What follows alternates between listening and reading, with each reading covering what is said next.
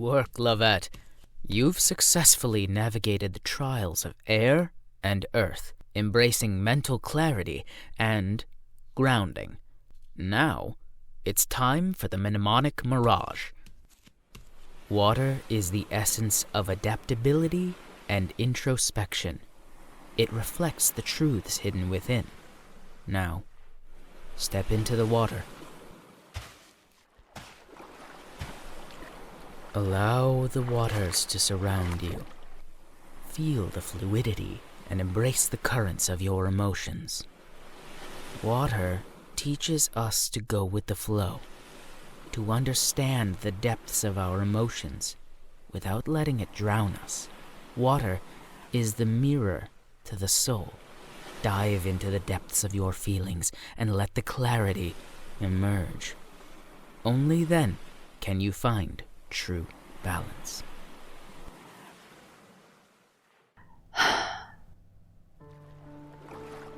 Since I remember myself, I've always been the one who pushes against the tide. A relentless force, determined not to let life's current sweep me away. Strength coursing through my veins, the illusion that I could control the relentless ebb and flow. But then, the water claims me. Its crashing wave becomes a deafening silence, drowning me in questions. Why do I persist? What am I really fighting for? In the hushed depths I feel defeated, adrift in the vast expanse of uncertainty. The struggle for breath or purpose becomes a solitary endeavor.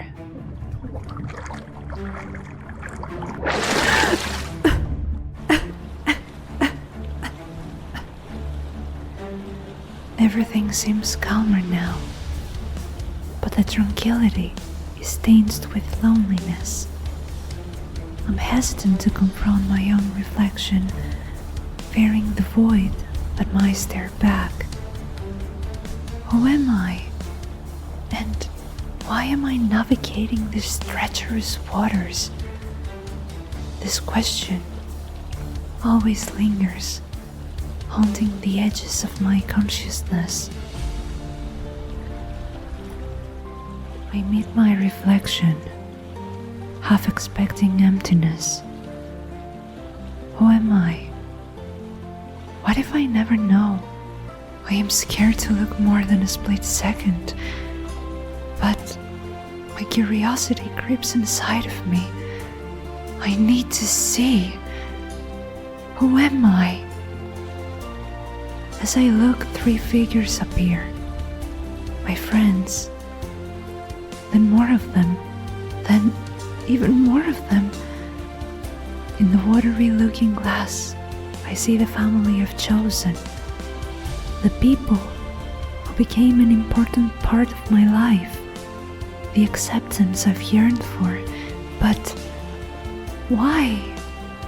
What do they see in me? What do they see in me that I don't?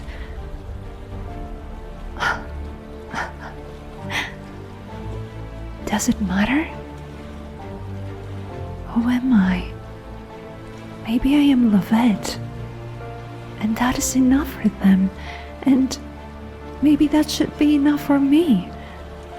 They embrace me with all my flaws and imperfections, and maybe I should embrace myself the same way they do, because I am not alone.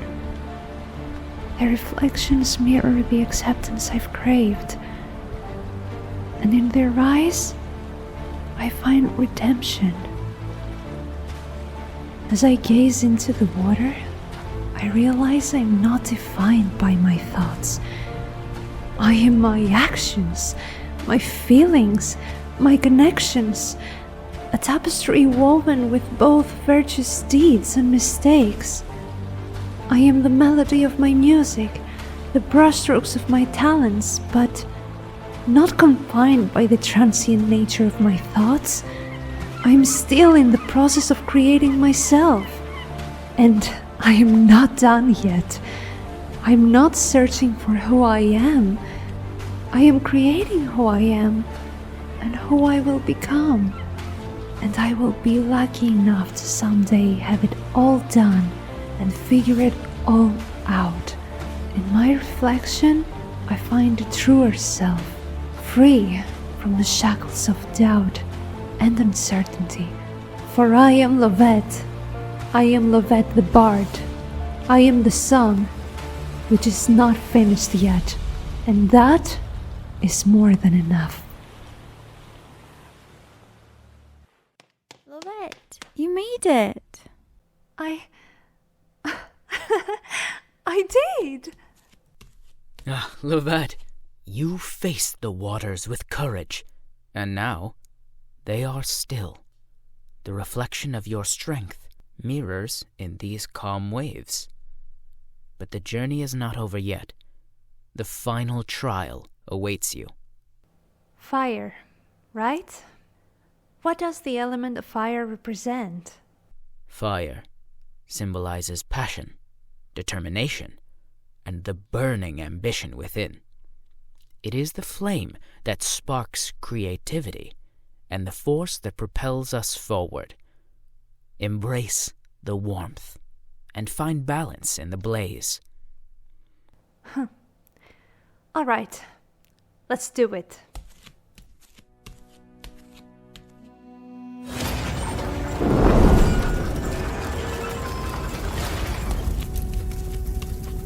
Lovette, no! No! We need to help her. This is going to... Shh. Look at her. See how she moves with the flames as if they were her dance partners? They dance with her, touching her but not hurting her. Fire is her element. Her passion ignites the very air around her. That's remarkable.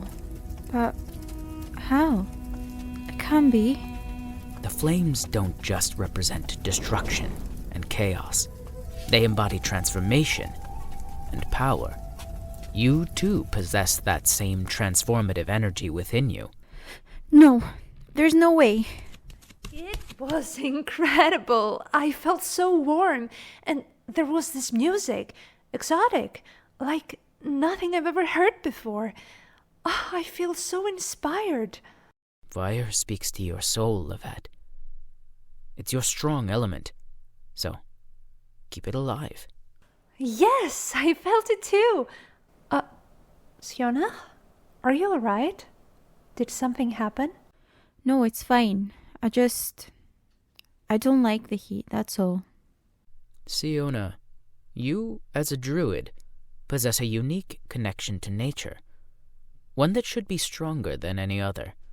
You've successfully navigated the trials of water, air, and embraced nature itself, yet there's a disconnection with the fire element. It's time to bridge that gap. Let go of the fears that linger in the shadows of your past, and become one with the flames. Rekindle that connection. You know nothing about my past. Sionnach. Facing the fire doesn't mean forgetting your past, but rather embracing it with newfound strength. The flames can be a symbol of renewal. I don't know. Hey, Leafy, we are with you every step of the way. The fire might hold the key to unlocking even more of your incredible power in order to help your people. Maybe I can give it a go.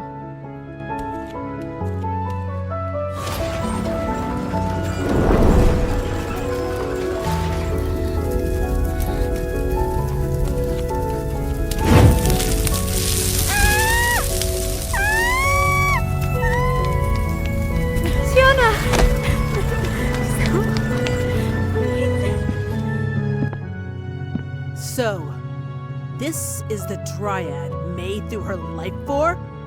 How many lives are enough for you to finally stay out of trouble, I wonder? Sionnach Greenleaf. What? Hey, you! Lovette, stop. Yue, that's enough. May has made her decision, and we should put our faith in her. You are not the one who lost his soulmate, Kai! Soulmate? Who are you?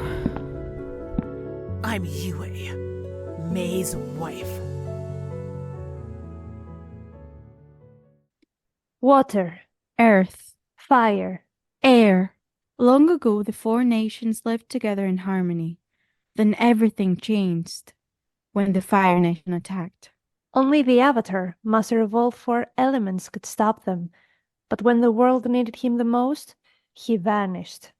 100 years passed, and my brother and I discovered the new Avatar, an airbender named Aang. And although his airbending skills are great, he has a lot to learn before he's ready to save anyone. But I believe Aang can save the world. And cut! Welcome to another episode of the B&D podcast. As you have probably guessed by now, in today's episode we are going to discuss about one of our most beloved series, Avatar: The Last Airbender. We are so excited to share with you our favorite characters and moments from the animated TV show and remind ourselves the reason we fell in love with it in the first place. As you already have guessed, we will also discuss Netflix's new live-action adaptation. So I think we better get started with our first question. Mm-hmm. And I'll take the lead if you Okay. don't mind. No, of course not. The first question is, what initially drew you to watch Avatar: The Last Airbender, Zephy? We go way back in time. So, when I first watched Avatar, I was in high school, and it became a nightly ritual with my siblings. And I'm not usually one to rewatch shows, but Avatar is a huge exception. It's my comfort series. The animation, the colors, the voice acting, and the world building in general. They create a unique vibe. And what brings me back, though, is the fact that every time I watch it, I understand it better. The life lessons, the struggles of the characters, they resonate differently at 15, in your early 20s, or in your 30s, and so on. And that's the magic of it. It offers timeless lessons that evolve you over the years. What about you? Well, I can't say I grew up watching Avatar: The Last Airbender because being raised in a small island of Greece, the fact we even had TV back then was more than enough. But I remember starting watching it when I was 17 or 18. Still, I didn't become obsessed with it up until the age of 20, I think.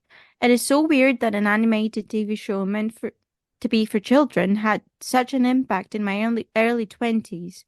I think what drew me into it was the internal battles all characters had. Obviously, the bending was a big factor too, Mhm. especially their fire bending back then, because I was actually into Daenerys Targaryen. Oh, yeah, I And I remember. loved anything that had to do with fire. But the characters were so relatable, and it still makes me emotional every time I rewatch it. It is definitely a comfort TV show for sure for our whole generation, I think. That's fair. That's a fair point. But which character from the series do you relate to the most, and why? Well, I feel like every year I grow older, I relate to someone different. Oh, okay, I can see that. I can see that. And that's the actual magic, I think, of this show. Mhm. I always felt extremely connected to Zuko for some reason. For some reason. For some reason. Especially in the last seasons, Yeah, especially. with this hairstyle. Yeah, true. It's because I think he has sacrificed so much trying to get his life back, trying to prove to his father that he's good enough, especially seeing him telling Aang that he never needed any luck since he's used to struggling and fighting all his life to get what he deserves. This somehow resonated with me for so many years.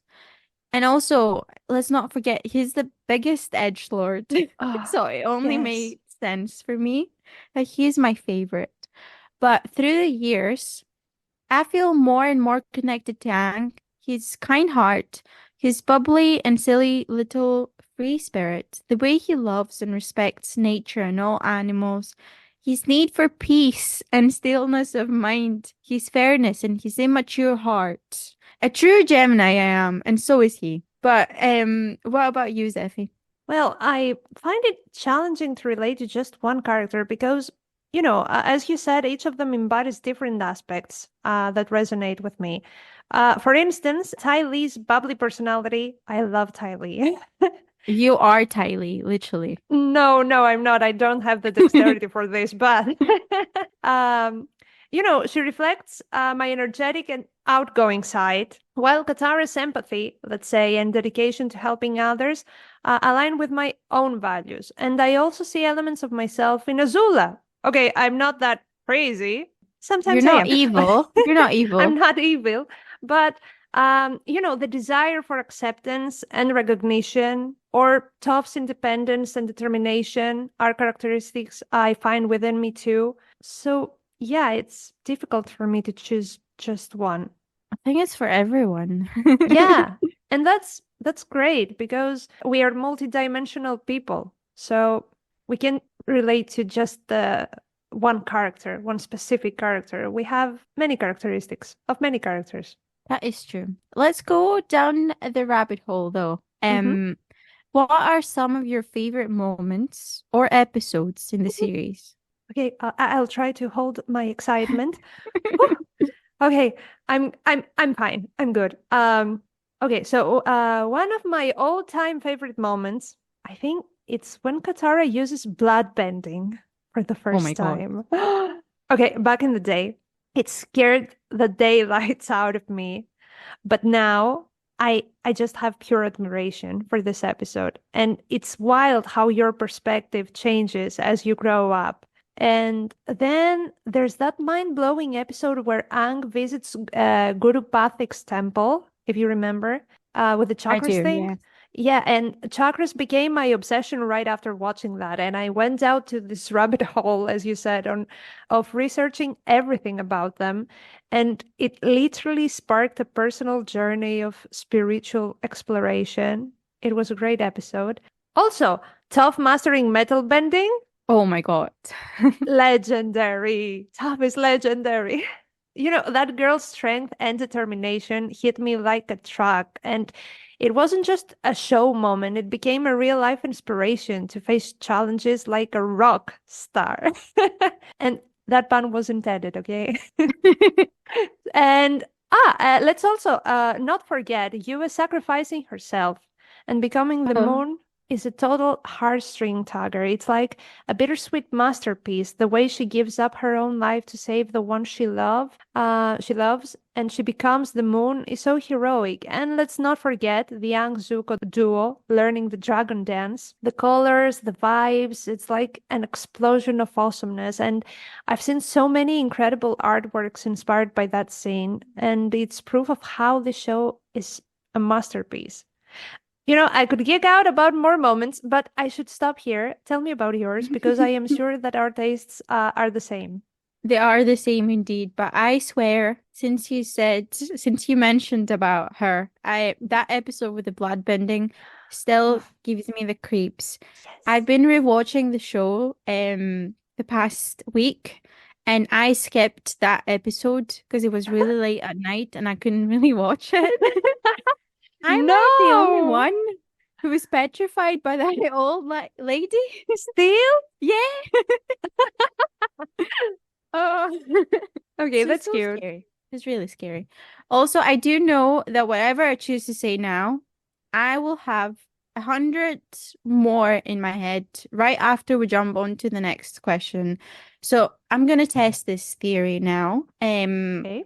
I should start by reminding everyone one of the scenes that make people sob every time. Book 2, Episode 15, Tales of Ba Sing Se. Iroh's tribute to his late son. The whole ritual next to the tree, while the autumn leaves are falling and he's singing Leaves from the Vine. Wow, don't do it.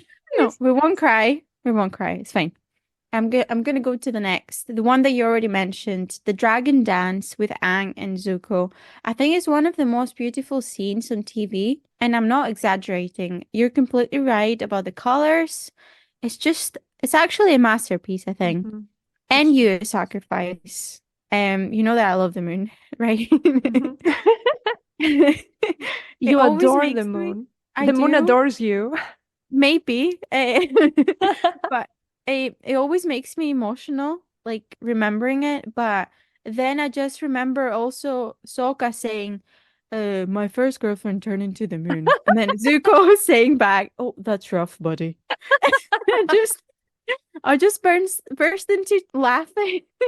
Also, how can we forget about Zuko's and Azula's final battle?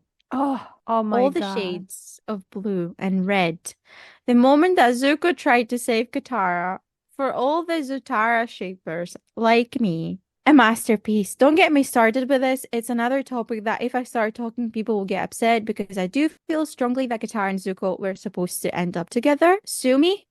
But anyway, let's move on to the next question. You know, when I was a child, I think I related to that.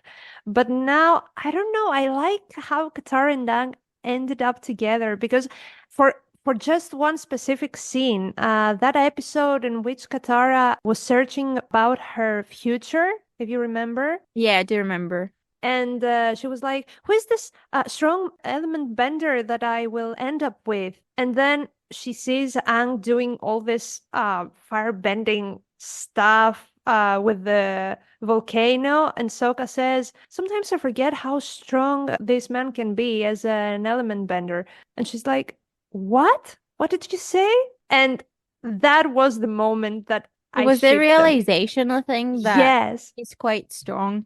And I ship them so hard. So yeah, then I No, changed they my are mind. great together. They are Mm. great together. But just every time I see Katara and Zuko together, I just feel like there's a spark there. Somehow, I don't know why. It's Yes, just and not only you. I've heard so many people saying that. I don't know why. Just I think they made it deliberately like that so people can question it in a way. Maybe I don't know. They're just Even masterminds.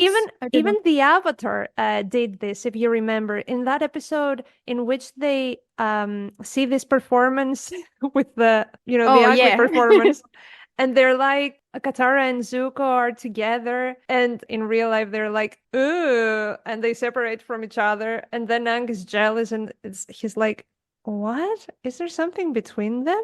Well, maybe they were hints. They were definitely They hints. were. I Maybe. can't be crazy, okay, about everything. I'm not delusional most of the Well, time. don't let May know. I'm gonna move on to the next question, okay? Okay, okay. Um, how do you think the themes of the show, such as balance and personal growth, contribute to its overall impact? Okay, the show teaches us that finding the right balance in life is important, like balancing the elements in bending. So, characters like Aang and Zuko show us that personal growth is a journey, and Aang goes from a playful kid to a responsible avatar, and Zuko transforms from a hothead to someone who learns from mistakes and tries to correct them. So these themes make the show feel real and relatable. And it's not just about flashy bending moves, it's about growing as a person and finding your balance in a sometimes crazy world. I totally agree with you in that. I think personal growth comes from within, and Mhm. it is definitely a long journey, as you said. A long one. By fighting the battles inside your head, finding balance between your heart's desires and the sensible and moral decisions you have to make in your life, learning how to control your urges and how to treat people fairly and with kindness, no matter who they are or what they've done, especially when you don't know about the reasons behind their actions, when you don't know anything about their story. It is Mhm. about searching and finding yourself, accepting who you truly are and who you can evolve into. It's not just a bunch of kids playing around with water, earth, fire, and air. It's much more than that. And why are we talking like we're Uncle Iroh just now? Too wise for our age. He's our uncle. Of course, we take things from him. How do you think the series handles the complex topics like war, morality, and redemption? Well, I believe that the series has actually portrayed war, loss, and pain in a beautiful and respectful way for the audience it was targeted for. It proves that violence doesn't solve everything and promotes civility, pacifism, and peacemaking approaches when possible above all. But when sacrifices need to be made, the series would not hide the fact that ugly and immoral sometimes decisions need to be made. Morality is in fact grey in the show, and Avatar has managed to create a thin veil between right and wrong, making it impossible not to love even the most self-proclaimed villains, like Azula, for example. And Yes. redemption, on the other hand, is a tough one. It comes only after accepting that you made a mistake and you're willing to change your whole lifestyle and choices to prove you deserve forgiveness by the people you hurt. Screams in Zuko. Zuko here. Yeah. But even then, you see characters like Uncle Iroh, who literally grabbed Zuko and hugged him while he was apologizing to him and said, I was never angry at you, Zuko. I was just sad because I was afraid you lost your way. And it's just, oh my God, I'm getting shivers right now. It's just incredible to have people in your life who believe in you so deeply that they will never lose hope. People who will always vouch for you and people who will love you and support you, even when you can barely support yourself. We don't deserve him. We don't, and it hits hard. But I want to hear your views on this one, obviously. It really does a great job with big topics like war, right and wrong, and getting a second chance. It doesn't sugarcoat the tough parts of war, showing how it hurts people and places. Morality, as you've said, isn't just black and white. That's true. Characters face hard choices, making us think about what's right.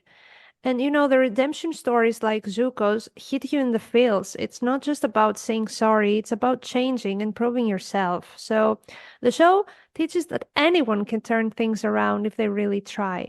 In simple terms, it's not your typical cartoon. It may seem like it is, but it's a story that makes you feel and think about real stuff. War, choices, forgiveness, and finding a way to make things right. I've got another question. Okay. And I think maybe the most important of them all that will lighten up the mood as well. If you could bend one element, which would it be? And what kind of bender would you want to be?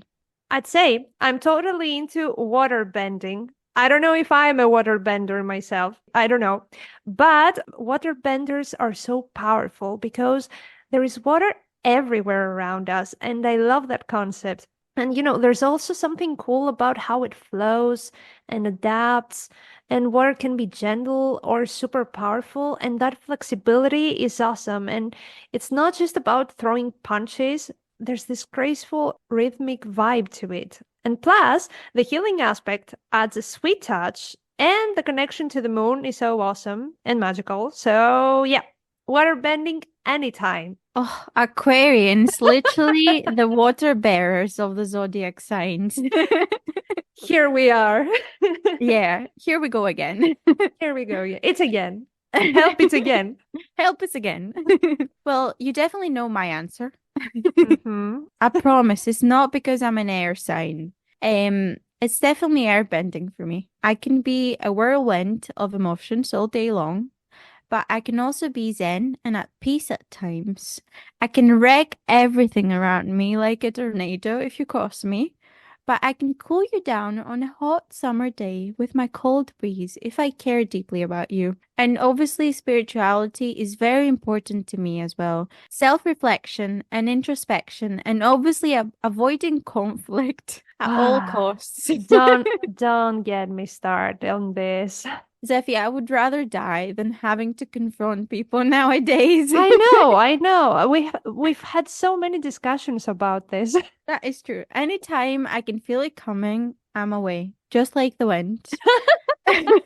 Finding the path of least resistance and being flexible and adapting by manipulating the environment around me is the best way to go. It is truly what my heart seeks, and I want peace, okay? And the cold wind touching my face while I'm climbing up a hill, okay? That's Okay. it. That's what I want. You know what? I think I'm going to let Lovette give a no. lesson to Sionnach on this in future Okay. episodes. So Stay tuned. Stay tuned, guys. Stay tuned. Because I, as Lovette, obviously, I will answer to that. So, Well, we're just putting Easter eggs here, like Taylor Swift. yeah, So calculating. we're calculators. Yeah. So tell me next. The character development in the series is often praised. Which character do you think undergoes the most significant growth? Definitely Zuko.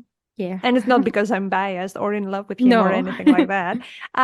His journey starts with this idea that catching the avatar will make everything in his life perfect. He believes that by doing so, his father will finally approve of him, accept him, and maybe even love him. And it's like this desperate chase for happiness. But here's the twist. As he relentlessly pursues the avatar, he becomes more and more miserable. Even when he has the chance to catch him, he hesitates. It's a turning point, and Zuko starts questioning if this is really what he wants or if there's something deeper missing in his life. And the real breakthrough comes when Zuko decides to let go of this chase and the inner struggle with his father. Instead, he chooses to make lifelong friends, finding happiness in unexpected places. And it's a powerful lesson about how sometimes what we think will make us happy might not be the real deal. So, Zuko's story teaches us that finding peace and tranquility might mean letting go of what we thought we wanted and embracing something better, even if it's different from what we initially imagined. Since you said that, Avatar: The Last Airbender is supposed to be a story about a boy named Aang, right? A boy who was frozen for 100 years and came back to save the world as the Avatar. But Avatar: The Last Airbender is actually a story about how Zuko had the Yeah. biggest change of heart, the most significant growth, and the acceptance of himself by passing literally through fire. And it warms my heart thinking about him, really. Yes. And also, we have to admit that Sokka's growth was actually remarkable as well. He became so mature and respectful and believed in himself, even without bending. He recognized that you don't need to be a warrior to be a real hero. And that's a true story, and you can't tell us otherwise. I wholeheartedly agree with you on this. Both Sokka and Zuko. Let's go on to the next question. Are there any particular scenes or episodes that you find emotionally powerful or memorable? Well, there are a couple of episodes that hit me right in the feels. First off, when Uncle Iroh sings Leaves from the Vine, even the strong ones kneel with this one, if I'm being honest. It's a beautiful yet haunting song, and when you learn about the backstory, it adds a whole new layer of emotions. Iroh's mourning for his son hits you right in the heart, and the fact that he's still carrying the pain but finds solace in the song is incredibly moving. And another emotionally powerful moment is when Appa gets abducted. I can watch the blood-bending episode for 100 times, but I'm the one who skips this episode because this hurts me even more than the blood-bending one. I still avoid watching it because it makes me so sad and I end up crying buckets every time. Appa is like at the heart of the group, and seeing him go through that is just too much. My heart can't handle this. I know. I feel like there are so many powerful moments that leave me speechless every time I rewatch the show. Any interaction between Uncle Iroh and Zuko is just incredible, and I'm always struggling to hold back my tears. And yes, as you said, Tales of Ba Sing Se and Uncle Iroh singing is one of the best moments. I agree. And please, let's just not talk about Appa's abduction. Baby Appa and his first interactions with Aang. I just want a baby bison too. I want a dragon, but I'm okay with a bison too. Oh, I just love him. Also, I love how loving and caring Ursa, Zuko's mom, was, and all the flashbacks made me realize why Zuko turned out to be a good person in the end. It was all because of his mother and how much she loved him. I do also love the whole episode 7 of book 2, which is called Zuko Alone. It speaks volumes because it shows Zuko's path to redemption and how he realizes that he needs to hide his identity to actually survive, and that if you try to do one good, it won't fix everything straight away, that you need to be patient and carve your own destiny. Okay, lastly, I Mhm. want to say the first moments of the first episode, every time I hear Katara saying water, earth, fire, air, I just get the chills. Yeah, I agree with you. And that's why we have decided to do this intro because it was a dream of ours. It was. Say it just once. Ticked off the bucket list. And now that you said about the intro, though, do you have a favorite quote from Avatar that has a lasting impact on you? And I also want to know if there's a soundtrack or a song, I don't know, that has left an impact on you as well. We definitely know what's coming next. It's just gonna be only Uncle Iroh's words of wisdom. Yeah, fair. That's a fair point. And I'll start with everyone's favorite, or at least my favorite. You must never give in to despair. Allow yourself to slip down that road and you surrender to your lowest instincts. In the darkest times, hope is something you give yourself. That is the meaning of inner strength. Amen. Do you need an explanation of why it's my favorite? No, I don't think so. Yeah. No. But I'll share one more that is not by Uncle Iroh, just for the sake of it. When Katara said, sometimes it hurts more to hope and it hurts more to care, I do feel that in my soul for some reason. As for a soundtrack, I'd say Avatar's Love by Samuel Kim is by far one of my favorites. I love it. I listen to it on repeat. No, like literally on my Spotify on repeat playlist. Eh, I believe you. I showed you a few days ago. Yes. There's also a Lovette song there. Oh, that's so emotional. We also need to pay tribute to the wonderful Jeremy Zuckerman for creating such wonderful music for both Aang's story and Korra's. He's just a mastermind when it comes to composing. What are your favorites though, Zephy? They're so amazing. But I will have to agree on this. Uncle Iroh is like a fantastical uncle for everyone. I don't know how the creators managed to do that, but he feels so real in a way. One of my favorite quotes comes from him too, and he says, sometimes life is like this dark tunnel. You can't always see the light at the end of the tunnel, but if you just keep moving, you will come to a better place. And this quote is like a guiding light in tough times. And it reminds me that even when life gets tough, if we keep going and stay determined, things will get better.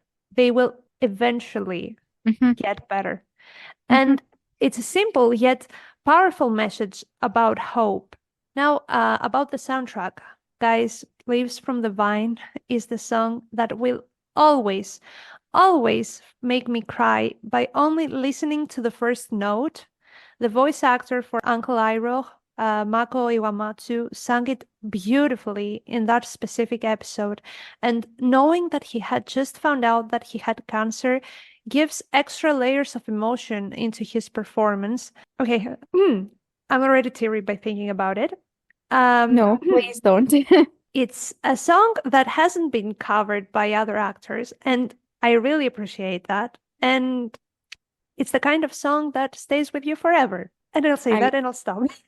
I totally agree with you. He was great. He was a great man. Oh, on to the next question. Yeah. If you could choose a bending master to train under, who would it be and why? Okay, I would undoubtedly choose Uncle Iroh. Guys, this character, damn, his wisdom, not just in firebending, but in life, is unparalleled. Iroh understands the balance between strength and serenity, making him an ideal mentor. Also, I don't mind the, lightning bending. I don't know, the lightning power. But his approach to bending goes beyond just flashy moves. He incorporates philosophy, strategy, and a deep understanding of the world. Iroh's ability to connect with the spiritual aspects of bending, like the techniques he learned from the dragons, adds a profound dimension to his teachings. And moreover, Arro's guidance goes beyond bending skills. He gives you valuable life lessons, emphasizing the importance of balance, self-reflection, and compassion. Training with him would be a journey of personal growth and enlightenment. Plus, who wouldn't want to share a cup of tea and soak up his wisdom? I would definitely love to share a cuppa with Uncle Ira and talk about the true meaning of life and other homespun philosophies. Count me in Um, anytime. I do know that we're only discussing Avatar: The Last Airbender, but for me, the master I choose would definitely be Master Tenzin, Aang's Oh, son. I resonate with him very much since I've watched The Legend of Korra, and I feel I'd learned so much from him because his resilience and his calm demeanor, his seriousness, but also his sense of humor and chaotic energy he showed many times. Having the burden of preserving his father's legacy, making sure that he will keep the Airbender's line, living in his father's shadow, having to train the new avatar on top of that. I don't know. I feel like he's a real character that I can relate to, being afraid of change and wanting to keep the old traditions alive, but struggling with accepting the fact that the world is moving so fast, you need to keep up. Having to humanize his father and accept he wasn't perfect in his ways, and finding the balance between keeping traditions alive and respecting their tribe's legacy, but also adding a new layer of change in the way they train and adapt. I just love the idea of moving to the top of a mountain and live there peacefully like a monk.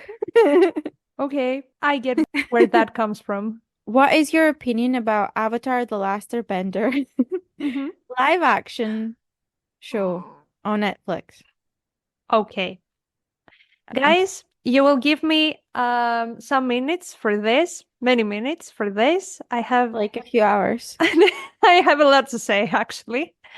And in my opinion, the Avatar, the Last Airbender live action show on Netflix had its strengths and weaknesses, and I was impressed with the casting, with the CGI, the costumes, not all of them, some costumes, and music, which showed a genuine effort to capture the essence of the original series.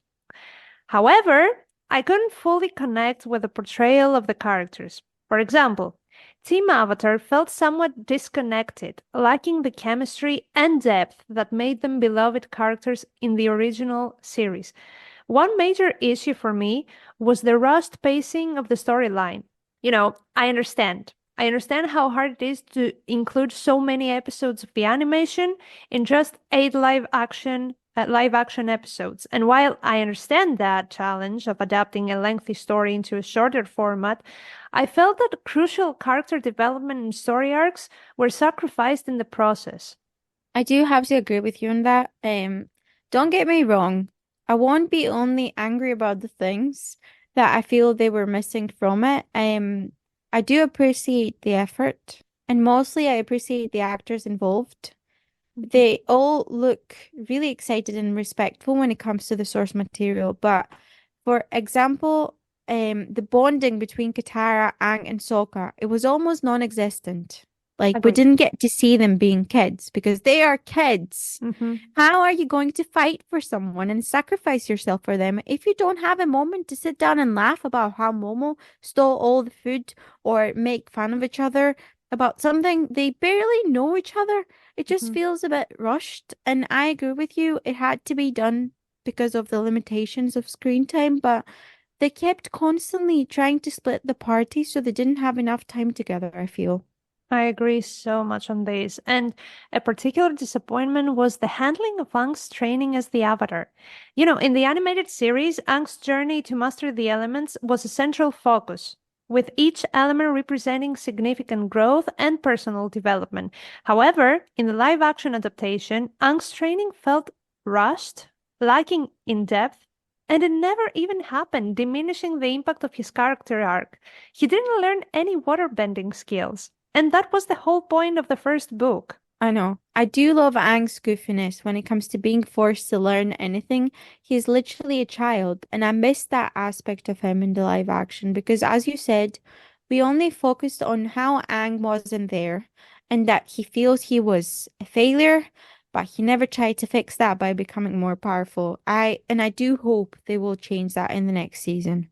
Yeah, I do too. And also another thing that struck me hard was that Katara felt distant and didn't share the same strong bond with Aang in the adaptation. Even Sokka says to Toph later on that whenever he tries to remember his mother, Katara's face comes into his mind. And in the live action, we see Katara complaining to Sokka that he is treating her like a little girl. She doesn't share so many moments with Aang, and she's usually splitted from the party. And Sokka too. I get it that they're doing this in order to cover episodes, but there's no chemistry between them, and it's fair because they don't spend so much time together, to be honest, through all these journeys. But their relationship is even more important than the journey itself.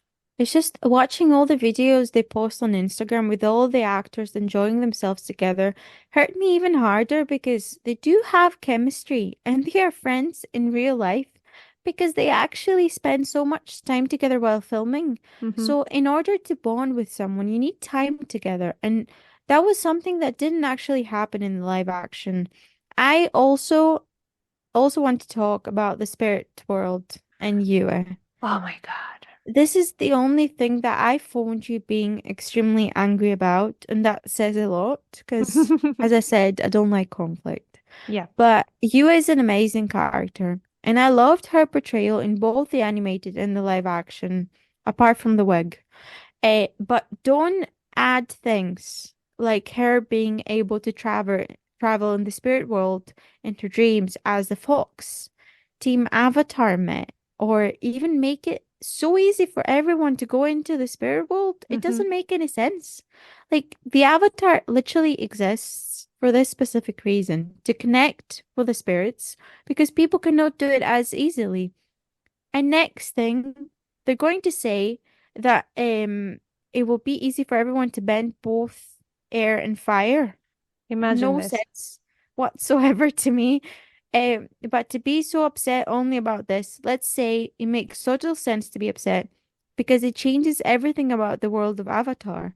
It minimizes the importance of even having an avatar. The only way I'm accepting that is the theory about Yue being the next avatar, if Aang died normally just before she was born, will become canon. That's the only way I'm accepting this. That Because was a that great would theory. explain everything. Yeah, that was a great theory, to be honest. I know, but it's not canon, so we can't say that it's true. But still, I agree with you. It doesn't make any sense. But you know, another thing that really bothers me is the interpretation of Sokka through the live action. In the original series, he has to be a sexist figure from the beginning of the story. And we are not in shock because the water tribes are kind of like women heal and take care of the kids and men fight. So we get it. He grew up like this. And in the animation, he does a lot of sexist jokes. And I don't mind because, first, he doesn't know any better and makes the character make more sense. And secondly, he gives him the opportunity to grow. And he does grow. He goes to Kyoshi Island and he downgrades the female warriors. And Suki shows him how powerful she and the other Kyoshi warriors are. And he feels so bad for the things he said that he even dresses as a Kyoshi warrior himself, apologizing to them and asking them to teach him. A scene that I am so disappointed that we didn't see, because can you imagine how important it is for a man who holds the sexist ideology and beliefs change his mind and have the courage not only to understand that he was wrong, not only to apologize, not only leaving his stupid manly pride aside and dress as a woman, but also asking from the same woman he once downgraded to teach him. That is character development. That's what I want to see. People have flaws, people who don't know any better, but they change and become better because none of us is born perfect, but we try to become a better version of ourselves every day. And if you want to give a message about feminism, you just need that scene, nothing more. Sokka is just an excellent example of someone who has grown and matured through experience in the animated series. He's making fun of his sister and women in general because he was left to be in charge of his tribe when he was so young and he thought men should be leaders and chiefs and take care of women. That's all he knew he had to do. He felt responsible for his people, and we can see that on the live action as well. I'm not saying that we can see it, but he lived in a secluded, traditional, closed-minded area of the South Pole, and he had to travel to see the real world so he could realize that benders are not better than warriors. Men are not better than women when it comes to fighting, and so much more. I do miss that part of Sokka in the live action. The development, as you said, because I loved the live action Sokka. I did. He was great from the start. But he was great from the start. He understood perfectly all the things that he found out later on in the animated version. There was like no development and growth. You know, Sokka was amazing. The actor was amazing. Actually, each one of them were amazing. Also, I want to add something about Katara, now that I think about it. She is a character I love. She's such a strong girl, not only because of her bending skills, but also a mentally and emotionally strong woman. In the animated series, she has so much depth. She's sad for what happened to her mother, she is angry, but she is also there for her brother, and later on for Aang, Toph, and Zuko. And yeah, she is a mother figure. And what's wrong with that? I have nothing but respect for this, and I miss that in the live action series. There's so many women out there who are taking care of their little siblings, myself included, girls who are also little themselves, girls who raise their own children. Is it a downgrade to show that motherly figure too? Or a strong woman is only the one who fights and doesn't need help from anyone? And Katara, not only is she a mama bear, but also a strong fighter too, with strong will. What do we get through the live action? A Katara who mostly cares about her bending skills, not Aang's, about herself, about how to show that women can be fighters, must be fighters, and me in general. I love Katara, and it makes me sad seeing how full of herself was at the end of the live action season. I don't need a master. I am my own master, she said. And yes, she was an amazing bender, okay? Self-taught from the start, with so much strength and anger in her that fueled her to be the best version of herself. But all I saw was indeed her being powerful and not actively trying to help Aang in any way. I remember I sent you a clip the other day from an episode where Toph was complaining to Sokka about Katara and how infuriating she is because she acts like their mum. And after they complained together about her, they realized that they love that they have someone to care for them, even better than their own mothers did.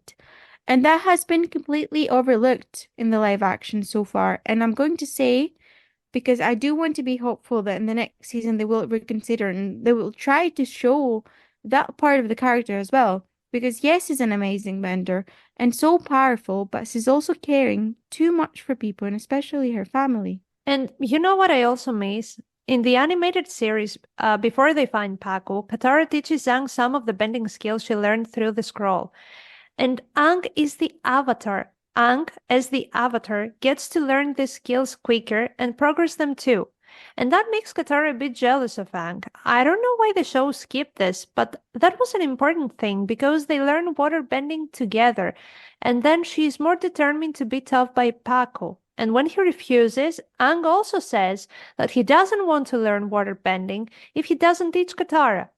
Paco still insists not to teach Katara, and Katara is the one who forces Aang to learn water bending because it is crucial to him as the avatar, and then teaches her in the shadows, till she goes to Paco and gives him a lesson. An amazing and powerful scene, indeed, and a great fight, even in the live action. I love the CGIs, I love the whole choreography, it was great. But, you know, it leaves me wondering, didn't they put this on in the Netflix series because they didn't want to show that a man helped Katara with her skills? Because if that's the reason, it is disgusting, because no one sees Aang as a man. You see him as a kid first, and as Katara's friend. and friends take care of each other, no matter their gender or sexuality. They just wanted to make it seem like Katara did it all by herself, when the Avatar series was to teach you that you cannot do anything alone. You need people in your life to help you. Even in the live action, Aang always says that he needs his friends, but Katara is a strong, independent woman, and apparently she can do it all by herself, even the waterbending. They do. They actually say all the time, we're Team Avatar. I just want them to start working together as a team, though, and most importantly, as a family. And I don't mind her being shown as extremely powerful, even if that's just after one season. That's okay if you want to do that, Netflix, but please, for the love of God, I want to see them working all together and training together and learning together how to become a powerful team, so they can finally fight Ozai in the end, stop the 100-year-old war, and save the world. It just felt like it was only focused on Katara's development, but only as a powerful bender, not as a motherly figure and a true friend. A girl who was so eager to learn how many kids she will have, and if her future husband is going to be a powerful bender on the animated TV show. A girl who is a powerful bender but feels in her bones that she needs to help Aang become more powerful too, because he's the Avatar. It felt biased and one-sided, and I do hope they will focus on other characters' development next. She had this amazing fight with Zuko, who happens to train since he was a kid, actually, to the firebending, but by his masters. And she's kicking his bip, even though she had no experience in fighting, and she never even had a teacher. And yeah, the moon makes the waterbending stronger, but the moon doesn't give you martial arts skills. But yeah, she is a woman. She doesn't need more depth. She wins because she is a woman. And I find that disrespectful. It's like the people on Netflix paid no attention to the story and the characters, and they were just like, oh, okay, make her strong and make her the leader. Don't give too much thought on this. It's just another box which needs to be ticked. Seriously? You try to be respectful in a disrespectful way. And I think she even had more spotlight and development than Aang, even though the series is about him. Anyway, as I've said in a previous episode, I hate when productions force strong female characters without context, just because that's what sells now. I think it is downgrading and humiliating, even to the creators, okay? Katara became such a strong character in a few episodes just from a scroll her granny gave to her. And I may sound like a total Avatar freak, and I am okay with the possible hate, but there is also one important thing that we didn't see. In the official lore, Katara stole that scroll from some pirates who stole it from the Water Tribe long ago, and she put her whole crew in danger for her own benefit to become stronger on waterbending. And in the beginning, she doesn't even admit she was wrong. She's so stubborn, she says that she did the right thing because the pirates stole it first from the rightful owners. We see the power hunger, we see the flaws. Later on, she understands she was wrong though. Where is this development with the live-action Katara? She lost her mother, and we don't see how that affected her. It's like it never happened. The actress who played her, though, was wonderful. She did a great job. I think the writers are the ones responsible, and on second thought, maybe it wasn't even their fault. Maybe there are people above them who forced them to write specific things just for the sake of it. And even the official creators of the animation dropped out of the production because they had creative differences with Netflix. But that's what happens when you decide not to cooperate with the official writers of each story. See, I know we will, or we might get hate for this, okay? I do know that. And Please be free. I'm prepared for it. I'm not, but let's just say that I am, so I can believe it. I do want to say here that I did enjoy the show, okay? I did cry my balls out. I did feel the nostalgia hitting me, and I appreciate they even had the idea of recreating the animation into a good live action version, not like that film that no one talks about. And I do want to see more of it, but not having DiMartino and Konietzko in the production does make me sad and angry in a way, because they are the creators after all. And I understand that they will both feel like Netflix has disrespected their baby in a way with not following their ideas and advice. So, yes, would I be happier if I knew they were involved? Definitely. Will I stop watching the show? No, unless it becomes so different from the original to the point it doesn't give me the nostalgia anymore. And there are always going to be cons and pros when they decide to do a live action adaptation of a book or a show or a film. It doesn't always work out perfectly, but when it does, it's magic. Giving the benefit of the doubt, because I do like doing that, we only got to experience one season of this, and I will stay true to what I said about it without disrespecting the work they put in it.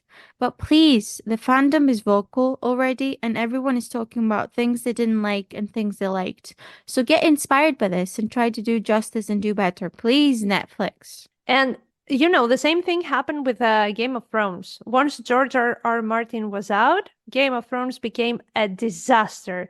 But there is one series that made it successfully, even to the most difficult audience. And I mean that. I speak of One Piece. You know why? Because Oda, the man, the legend behind One Piece, was responsible for the live action every step of the way. No one will understand and appreciate the vision of the creator better than the creator themselves. And fans can't argue because every detail is signed by Oda. And he also tried to fast-pace some things through the episodes, but he knew what to include, what to change, what to not change, because he works on this universe for so many years. There is absolutely no one who would have done it better, and it's fair. That's why Netflix should let the creators of Avatar 2 take the reins of the series. The series didn't need any changes and any more highlights. It's a journey of self-reflection, a journey which makes you see parts of yourself, the good and the bad ones. Appreciate the good and involve them, and acknowledge the flaws we relate to, and think again, become better. That's what makes a story captivating. That's what makes characters interesting. When you relate to them, when you learn with them through their journeys. And yes, I will say that again. The cast was great. The actors were great. The CGI is, oh my God, over the top. So much respect. The music too. But when you decide to recreate such an important story and to spend so many $1 million on this production, first, stay true to the creator's vision.